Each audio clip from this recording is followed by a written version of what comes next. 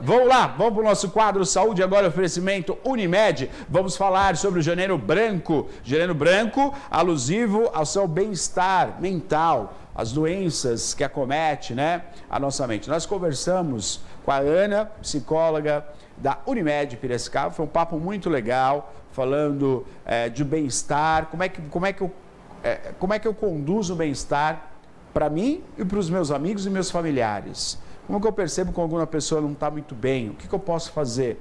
Né? E o que eu posso fazer para não ter esse problema, de problema mental, né? Um problema de depressão, de ficar com medo, pânico, enfim. São vários problemas, por isso que o janeiro é alusivo para a gente ter essa possibilidade de tratamento. Então, vou pedir para você assistir, que é muito importante e vai colaborar bastante aí com todas as famílias. Saúde Agora, oferecimento Unimed Piracicaba.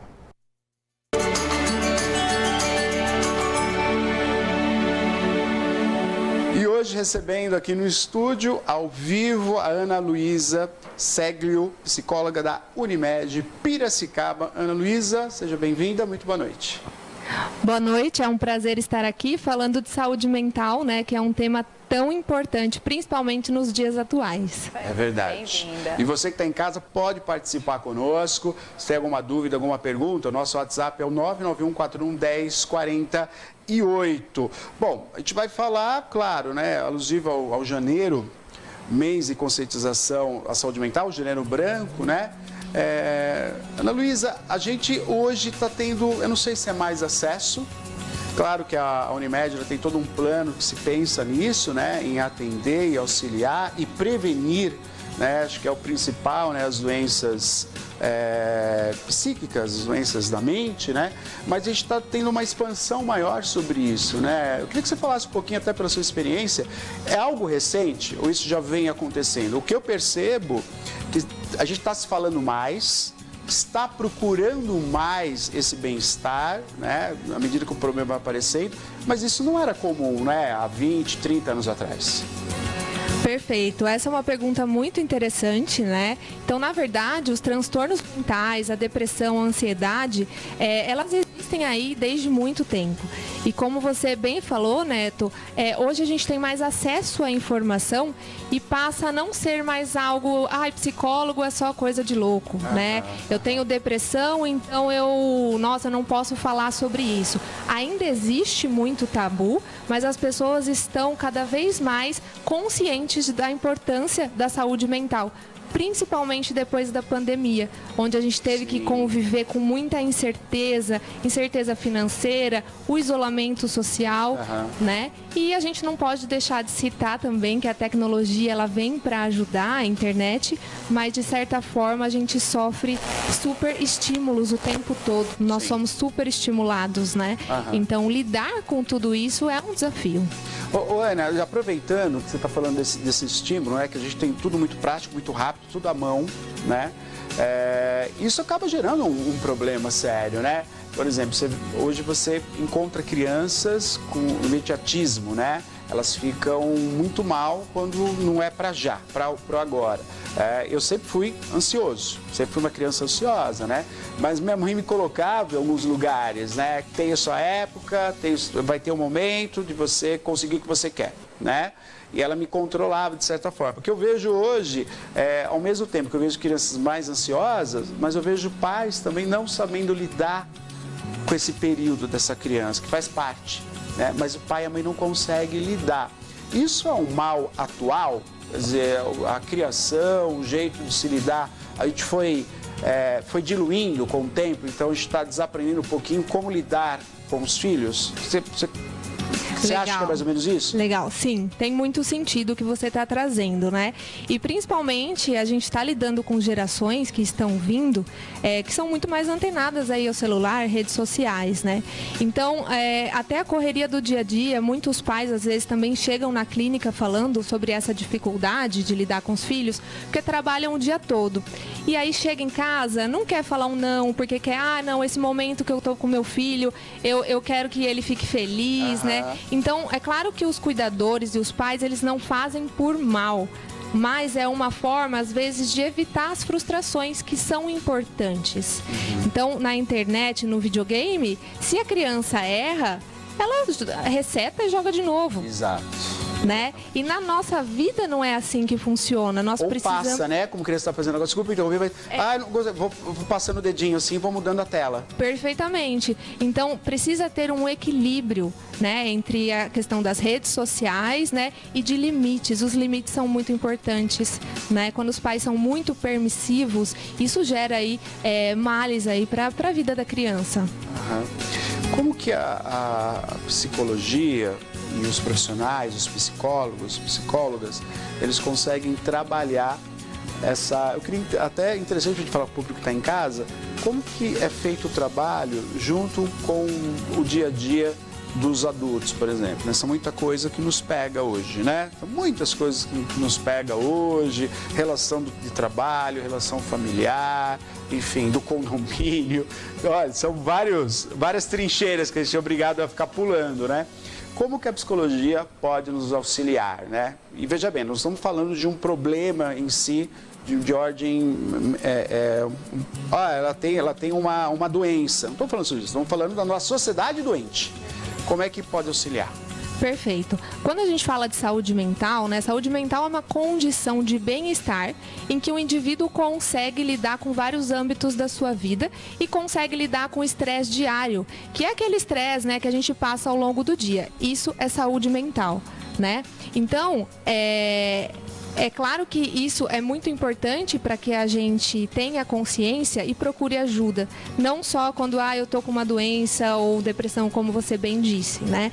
Procure ajuda, sim, para autoconhecimento. Então, a psicologia consegue lidar com questões de autoconhecimento, né? Muitas vezes, crenças limitantes. Então, poxa, eu ouvi alguma coisa dos meus pais e eu tenho isso para mim como algo certo e eu não consigo lidar com isso no dia a dia, né? Então, junto com todo esse processo de autoconhecimento, a gente faz uma reestruturação cognitiva, pensando em pensamentos, emoções, mudando comportamentos, mudando hábitos, para que o indivíduo tenha uma vida mais saudável e que vale a pena ser vivida, né? Ô, Ana, eu vou pedir para você dar um exemplo das crenças limitantes, né? Porque às vezes a gente fala assim e a pessoa que está em casa ela acaba não reconhecendo porque ela está envolta a tudo isso. Acho que é normal, né? Até a gente hoje, a reflexão do dia foi justamente sobre isso, né? Sobre a limitação. Você é incapaz, né? Você não consegue, é impossível, né? Porque às vezes a gente escuta isso quando criança, quando adolescente, quando adulto, da pessoa que está ali para te guardar.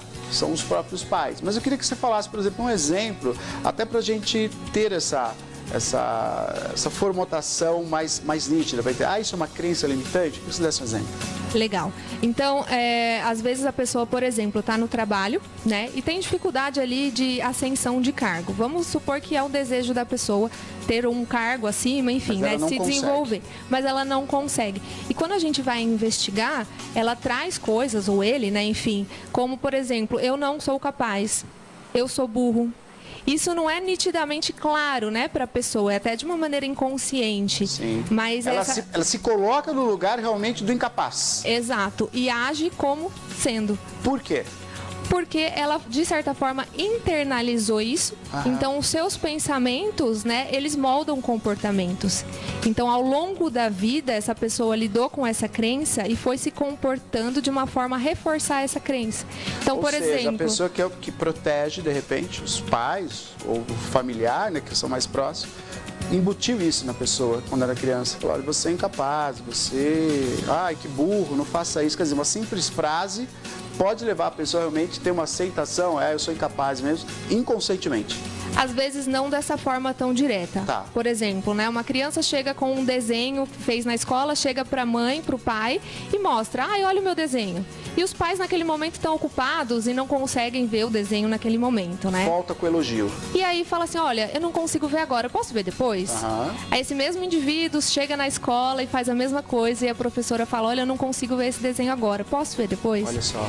E aí a pessoa, claro que não só com duas situações, mas mais situações assim, a pessoa pode ir internalizando algo do tipo, ninguém se preocupa com o que eu faço, ninguém quer ver o que eu fiz, ninguém se importa, né? Então isso é reforçado ao longo da nossa vida. E quebrar isso é algo muito difícil, que a psicologia dá conta aí na terapia. Quer dizer, a terapia vai acessar esse momento, vai acessar isso que está ali intrínseco dentro da pessoa, se ela perceber o que é. Perfeito, é justamente isso. Isso leva tempo, né? Mas isso é algo libertador. Muito bom. 991411048, você participa conosco. Ana Luísa Seglio, psicóloga da Unimed Piracicaba, hoje conversando conosco. Assunto muito importante, estamos falando sobre o Janeiro Branco, né? E você pode participar fazendo sua pergunta. Pois não, Maria. Deixa eu registrar aqui a participação da Rosa. Oi, Rosa. Viu, Ana? Ela está aqui participando, ela dá boa noite, Neto. Sou a Rosa, ótima entrevista. Temos que falar, sim, de saúde mental. Os idosos e jovens estão precisando muito de cuidados. Você quer falar um pouquinho, Ana, a respeito desses dois grupos, né, que a gente realmente, como a Rosa destacou, a gente tem percebido, né, que eles estão adoecendo, né? Muito. Quando a gente olha para o índice de depressão, né, e até mesmo taxas aí, infelizmente, de suicídios, a gente vê a parcela da população jovem e a população idosa tendo mais ocorrências de depressão, por exemplo. Era um público aí que a gente não via tanto, né, nas pesquisas, mas hoje a gente já consegue identificar. Então a gente tem os dois extremos ali precisando de muitos cuidados. 991411048, você participa conosco ao vivo, fazendo sua pergunta, nosso quadro Saúde Agora, da Unimed Piracicaba, com a presença da psicóloga Ana Luísa. Você participa conosco, tirando sua dúvida, tirando a sua questão ao vivo, tá bom? Aproveitando, falando sobre isso, Ana, quando a gente vai fazer a terapia, né, é muito interessante, porque quando a gente sente uma dor física, tá doendo meu joelho, então você vai lá, vai no seu plano, você passa pelo clínico, daí encaminha, você faz uma série de exames para sanar aquela dor. E a gente ainda há, né, reluta em procurar, né? Mas comigo está tudo bem. Eu não consigo reconhecer, de repente, que eu não estou presente na minha casa, né? De uma maneira que deveria estar com os meus filhos, com a minha esposa.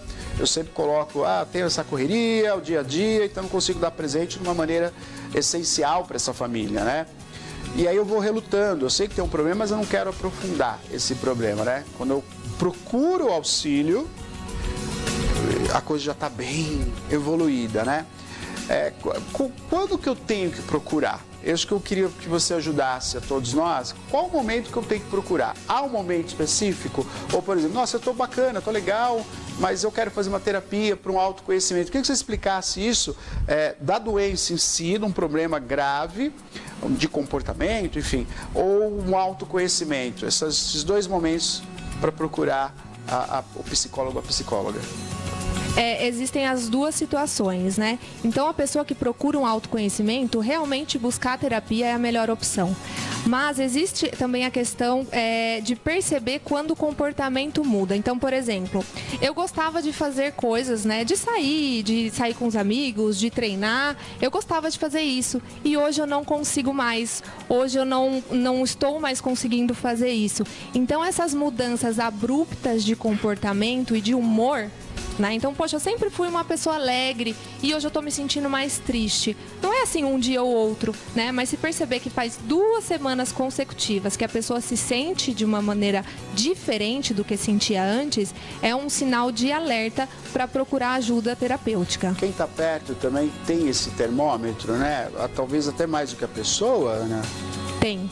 Quem está perto e convive consegue perceber essa mudança de comportamento até mais facilmente do que a própria pessoa, tá?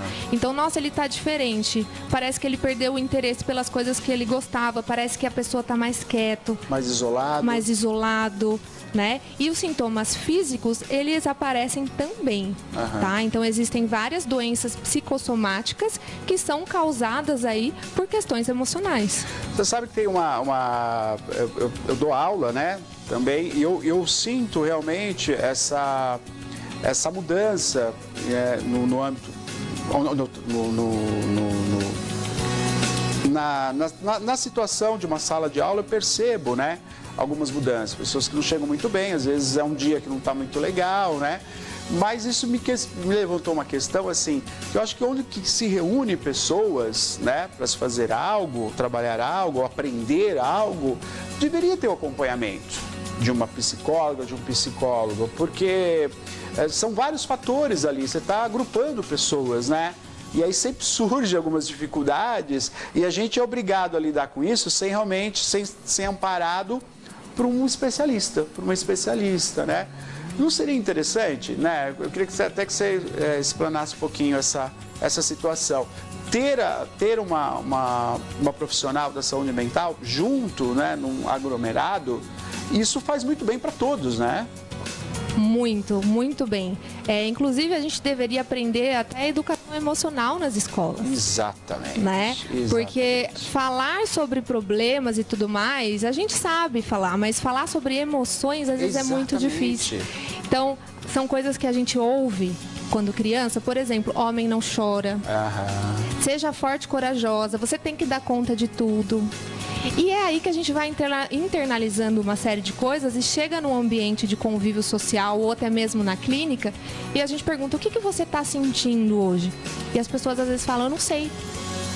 Né? Então, se a gente não sabe nem nomear as nossas emoções, quem dirá lidar com elas? Como é que eu vou lidar? Como é que eu vou tratar? Isso é muito importante, que a questão é a emoção, né? Quer dizer, meu estado emocional que me leva a isso, as emoções, né? Eu não consigo identificar. Às vezes, até teve uma situação que a gente comentou, né, Maria? De um estado muito feliz, de umas pessoas que estavam ali próximo da gente, no local onde a gente estava, né? E aí a gente percebeu um estresse causado pela emoção de estar num lugar legal, né, Maria? Assim, um lugar bacana, com pessoas, com a família, a gente percebeu que era uma família que estava ali, mas aí que acaba gerando estresse. E isso é uma coisa, assim, você fala, puxa vida, não sabe lidar com a emoção. Nem com a emoção ruim, nem com a boa, nem né? Com a Nesse boa. caso, a gente percebeu que às vezes você está num momento ali que, como você não tem esse hábito de avaliar as suas emoções, fica meio confuso, né? Então, às vezes parece uma euforia e isso acontece, né, Ana, muitas vezes. Eu acho que eu já vou emendar aqui, claro, né, claro. a participação. O Bruno, ele disse que ele tem um filho de 2 aninhos, olha que importante, ele já se preocupando, né? Uma criança pequena, e às vezes ele fica estressado, faz birra. O Bruno quer saber como agir para não afetar a saúde mental dele, né? Para ele ter um crescimento aí pleno. Excelente a pergunta e a abertura, né, que ele como ele chama? O Bruno. Bruno. Que o Bruno tem de, poxa, eu quero aprender, a preocupação para não causar um sofrimento ali ao filho. Então, o indicado para a criança quando está com raiva fazendo birra é primeiramente acolher essa criança, tá? Então, seja ficar do lado, seja abraçar, pegar no colo, não falar nada, mas acolher para ela saber que eu estou com um momento de raiva. A criança não vai saber isso, a gente vai saber, né? Sim. Mas ela está no momento de raiva, então deixa eu mostrar que eu estou disponível assim que ela se acalmar para ajudá-la a elaborar e nomear. Olha, você está se sentindo com raiva agora. Né? Então, quando você se acalmar, a gente volta a conversar. Então, validar o sentimento. Sim. Tá? E não simplesmente ignorar. Eu vou ignorar, deixar ela lá, que ela para sozinha. Não, é importante validar. Você está com raiva. Isso é muito interessante, porque hoje tem o ignorar, hoje a gente tem impor a postura de pai, enfim, de adulto, e quer obrigar a criança a ficar melhor. Obrigar, né? Que aí disturba totalmente a situação, pior ainda mais, né? É claro que existem momentos e momentos, né? Então, às vezes, exige uma disciplina maior ali, mas na maioria do tempo é uma educação positiva, né? Que a gente fala. E não impor, porque a criança às vezes não vai entender, né? O que está acontecendo? Eu chorei e por isso meu pai, minha mãe tá bravo. Então a cabecinha da criança, ela não pensa, né? Assim, ela não tem a cognição, né, madura como a nossa. Que medo, né? Que nesse momento você começa a incumbir a criança a ter culpa, né? Quer dizer, acabou o nosso dia por sua culpa, né? E aí você vai dando culpa para essa criança e a única coisa que ela está sentindo não está sabendo lidar com as emoções, né? Em certas situações, você acaba dando culpa para ela. Muito bom. Participe conosco, 991411048. Mais perguntas, Maria? A pessoa não quer se identificar, está assistindo a gente, ela dá boa noite a todos do programa, gostaria de não me identificar, mas gostaria de saber da psicóloga qual a opinião dela sobre os jovens tão depressivos atualmente. Olha só. É importante a gente ter o cuidado ao generalizar, né? Nós sempre olhamos caso a caso, então isso é fundamental que eu fale aqui, tá? Mas é uma geração que vem sofrendo muitas ali frustrações, que talvez não saibam lidar com isso da maneira mais assertiva possível e desenvolvem sim a depressão. Então a gente, em Setembro Amarelo, a gente fala muito sobre isso, de não falar assim, essa geração é muito mimimi. Eu escuto isso às vezes, né? Mas a gente precisa olhar com cuidado. Olha o que a geração tá enfrentando, né? A questão de economia e tudo mais, no âmbito geral, inseguranças e tudo mais. Então, a depressão em adolescentes existe sim. E a gente precisa tomar cuidado e reconhecer o mais rápido possível, tá? E depressão em qualquer idade não é frescura, é uma condição mental. Muito bom. Me fala para nós, para quem está em casa também, Ana, como é que a gente pode, no dia a dia, ter uma saúde mental legal, não é? Se você tem aí uma via no dia a dia, olhando para a nossa sociedade, você falou dos jovens, né? Como os jovens são cobrados, né? Eles são cobrados a ter um status legal, são várias cobranças, né? Se não tiver inserido naquilo ali, ele está fora daquele micro-sociedade que ele vive. Mas como é que a gente pode ter uma postura legal para a gente ter uma saúde mental bacana? Como eu falei, a saúde mental envolve vários aspectos da nossa vida, tá? Então, primeiro, precisa garantir que os seus exames ali de sangue estejam ok. Então, por exemplo, vitamina D e vitamina B12. Olha só. A falta dessas vitaminas simulam sintomas de depressão. Então, quando o paciente chega para mim, eu quero ver, né, o índice de vitamina que ele tem ali no sangue pra gente certificar que também não é isso. Primeiro ponto, tá? O segundo ponto é ter uma rotina. Ter uma rotina é fundamental para a nossa saúde mental, nossa saúde emocional. E não digo assim, aquelas pessoas falam, eu dou plantão, minha vida é corrida, eu faço isso e aquilo. Tudo bem, mas você planejar a sua semana. Então, poxa, eu tenho tantas coisas para fazer, colocar na agenda e tudo mais, porque conforme você vai desenvolvendo essas tarefas, você vai se sentindo cada vez mais capaz e melhorando também a sua autoestima, tá? Outra recomendação que todo mundo sabe, né? Mas fazer atividade física. Atividade física libera dopamina, endorfina, serotonina, que são ali neurotransmissores responsáveis, né, pelo nosso estado de bem-estar também. É recomendado que as pessoas façam, tá? E outra coisa, buscar autoconhecimento. Seja por terapia, que seria o ideal, mas não tenho condição de fazer terapia. Então, ler sobre o assunto, né? Porque a gente enxerga a vida através do nosso viés. Sim.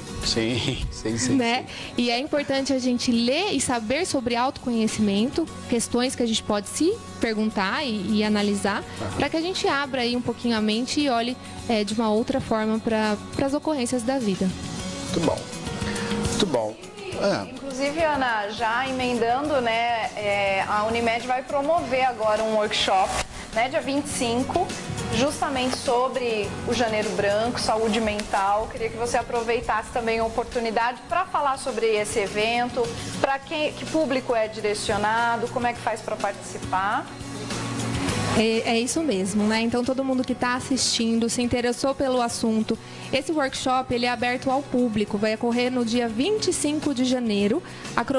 O cronograma está na tela e também no Instagram da Unimed. E lá nos stories você consegue ter acesso ao link de inscrição.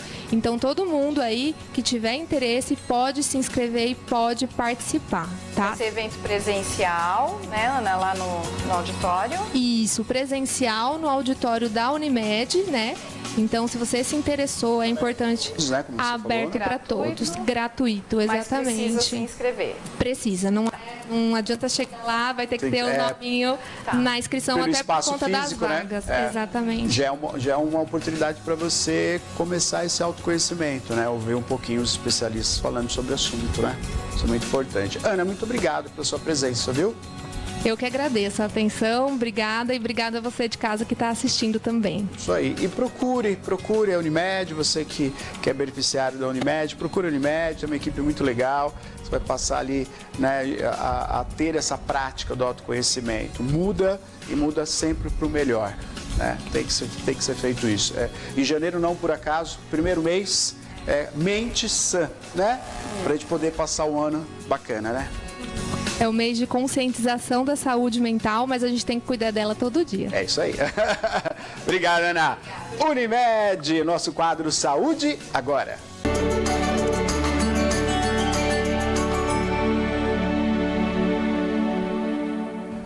Muito bem, parabéns, doutora Ana, psicóloga da Unimed, parabéns da Unimed, o nosso quadro que colabora com você que está em casa, né, trazendo informação.